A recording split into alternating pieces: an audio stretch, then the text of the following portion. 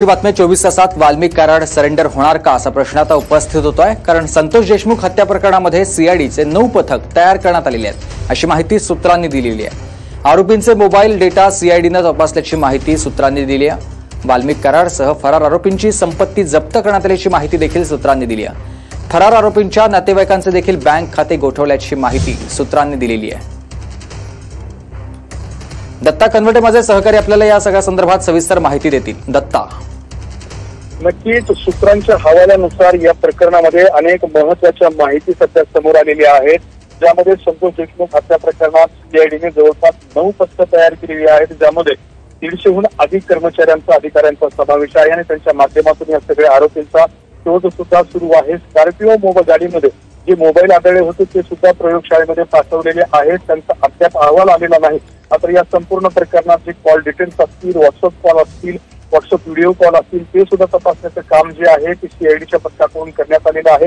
हे काम सुरू असताना दुसऱ्या बाजूला वाल्मिक कराड यांचं बँक खाते जे आहेत ते सुद्धा गोठवण्यात आलेलं आहे। त्याचबरोबर इतर आरोपींचे सुद्धा बँक खाते गोठवण्यात आलेले आहेत। त्याही पुढे जाऊन जर माहिती समोर येते आहे त्यानुसार ह्या सगळ्या आरोपींचे जे नातेवाईक आहेत त्यांच्या नातेवाईकांचे सुद्धा बँक खाते गोठवण्याची शक्यता सुद्धा वर्तवली जात आहे। त्यामुळे वाल्मिक कराड हे 24 तासात सरेंडर होणार का असा सुद्धा प्रश्न उपस्थित होतोय। काही ठिकाणावरून अशी माहिती सुद्धा येते की 24 तासाच्या आत वाल्मिक कराड हे सरेंडर सुद्धा होऊ शकतात। त्यामुळे या संदर्भामध्ये महत्त्वाची ही सगळी माहिती सध्या समोर आलेली आहे। आतापर्यंत जवळपास 100 पेक्षा अधिक लोकांची चौकशी सुद्धा करण्यात आलेली आहे। फरार आरोपीच्या संपर्कात जे काही लोक होते त्यांची सुद्धा मोठ्या प्रमाणात या ठिकाणी चौकशी जी आहे ती करण्यात आलेली आहे। त्यामुळे सीआयडी कडून या संपूर्ण प्रकरणाची कसून तपासणी सुरू होते, मोठ्या प्रमाणात ऍक्शन सुद्धा घेतल्या जातात। त्यामुळे वाल्मिक कराड सरेंडर होणार का हे पाहणं महत्त्वाचं ठरणार आहे। मात्र प्रशासनाकडून पोलिसांकडून युद्ध पातळीवरती या संपूर्ण प्रकरणात प्रयत्न सुरू आहेत। दत्ता, सध्या काही मोबाईल देखील जप्त करण्यात आलेले आहेत, त्यातून काही माहिती आता पोलिसांच्या हाती आली आहे? नक्कीच ते जे मोबाईल आहे ते मोबाईल स्कॉर्पिओ गाडीमध्ये मिळाले होते। त्या मोबाईलची तपासणी सुरुवातीला पोलिसांकडून आणि सीआयडी पथकाकडून करण्यात आलेली होती। हे जे दोन्ही मोबाईल आहेत ते प्रयोगशाळेमध्ये तपासणीसाठी सुद्धा पाठवलेले आहेत। त्यामध्ये काही महत्त्वाचा डाटा, त्याचबरोबर कॉल्स, इतर काही कॉल डिटेल्स आणि काही व्हिडिओ सुद्धा मिळाली असल्याची सूत्रांची माहिती आहे। मात्र हे मोबाईल प्रयोगशाळेमध्ये तपासणीसाठी पाठवलेली आहे, त्याचा अद्याप अहवाल आलेला नाही। त्यामुळे त्यातली ठोस माहिती समोर आलेली नाही। मात्र त्या मोबाईलमधून अनेक धागेदोरे मिळण्याची शक्यता व्यक्त केली जाते, ज्यामधून कॉल डिटेल्स असतील, व्हिडिओ कॉल असतील, व्हॉट्सअप कॉल असतील याची सुद्धा माहिती मिळणार आहे। आणि त्या मोबाईलमध्ये जे काही व्हिडिओ रेकॉर्ड करण्यात आले होते ते सुद्धा व्हिडिओ जे आहेत त्याची सुद्धा तपासणी होत असल्याची माहिती समोर येते। त्यामुळे मोबाईलमधून अनेक धागेदोरे मिळण्याची शक्यता व्यक्त केली जाते। दत्ता, संतोष देशमुखची हत्या आणि खंडणी या दोन्हीबद्दल काही माहिती समोर आलेली आहे? खरं तर संतोष देशमुख यांचं हत्या प्रकरण आणि खंडणी हे दोन वेगवेगळ्या ठिकाणी दाखल झालेले गुन्हे आहेत।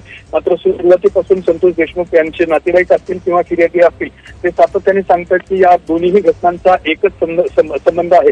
त्यामुळे जो खंडणी प्रकरणामध्ये गुन्हा दाखल झालेला आहे त्या आरोपींवरती सुद्धा संतोष देशमुख हत्या प्रकरणाचा गुन्हा दाखल करण्यात यावा अशी मागणी नातेवाईकांनी त्याचबरोबर अनेक राजकीय नेत्यांनी आपल्या भाषणांमधून सुद्धा केली असल्याचं आपल्याला पाहायला मिळतंय। मात्र या संदर्भात पोलिसांकडून अद्याप कुठलीही ठोस भूमिका घेतलेली नाही। दोन्ही गुन्हे एकत्रित करण्याचं किंवा दोन्ही गुन्ह्यातले जे आरोपी आहेत त्यांच्यावरती हे दोन्ही प्रकारचे गुन्हे दाखल करण्यासंदर्भातली पावलं जी आहेत ते पोलिसांकडून उचलली गेलेली नाहीत। त्यामुळे ठोस माहिती अशी हाती आलेली नाही। मात्र नातेवाईकांकडून आणि ज्यांनी ही फिर्याद दिलेली आहे त्या फिर्यादीकडून सातत्याने आरोप केला जातोय की खंडणी प्रकरण आणि हत्या प्रकरण हे दोन्हीही एकच आहेत। त्यामुळे इतक्या आरोपींवरती हे दोन्ही गुन्हे लावण्यात यावेत अशी सध्या मागणी केली जाते। मात्र या संपूर्ण प्रकरणामध्ये आता सीआयडी आणि पोलीस तपासामध्ये काय निष्पन्न होते आणि त्यानुसार पुढचे गुन्हे काय दाखल होतात हे पाहणं महत्त्वाचं ठरणार आहे। मात्र या दोन्ही प्रकरणामध्ये एकत्रितरित्या तपास सुरू असल्याची सुद्धा माहिती समोर येते। दत्ता, जे 3 फरार आरोपी आहेत त्यांच्या संदर्भातली काही माहिती पोलिसांच्या हाती आली आहे?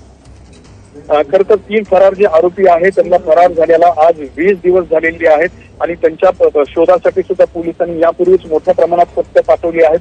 पुन्हा सीआयडीने सुद्धा वेगळी 9 पथकं जी आहेत ती तयार केलेली आहेत। मात्र या आरोपींची माहिती सध्या पोलिसांना मिळालेली नाही किंवा पोलिसांकडून अद्याप त्या 3 आरोपींनाही अटक केलेली नाही। दुसऱ्या बाजूला जे वाल्मिक कराड आहेत ज्यांच्यावरती खंडणीचा गुन्हा दाखल करण्यात आलेला आहे, वाल्मिक कराडांना सुद्धा अद्याप अटक झालेली नाही। त्यामुळे हे 3ही आरोपी नक्की आहेत कुठे, पोलीस त्यांच्यापर्यंत पोहोचले का, पोलिसांकडे या संदर्भातली काही धागेदोरी मिळालीत का हे खरं तर पाहणं महत्त्वाचं ठरणार आहे। मात्र अद्याप तरी या 3ही आरोपींना अटक करण्यात आलेली नाही। त्यामुळे या संपूर्ण प्रकरण जे आहे ते क्लिष्ट झाल्याचं सुद्धा पाहायला मिळतंय। काल बीडमध्ये सुद्धा या संदर्भात मोर्चा निघालेला होता। मोर्चानंतर पोलीस ऍक्शन मोडमध्ये येतील आणि आरोपींना पकडतील अशी सुद्धा शक्यता व्यक्त केली जात होती। मात्र अजूनही ते 3 फरार आरोपी पोलिसांच्या हाती लागलेले नाहीत।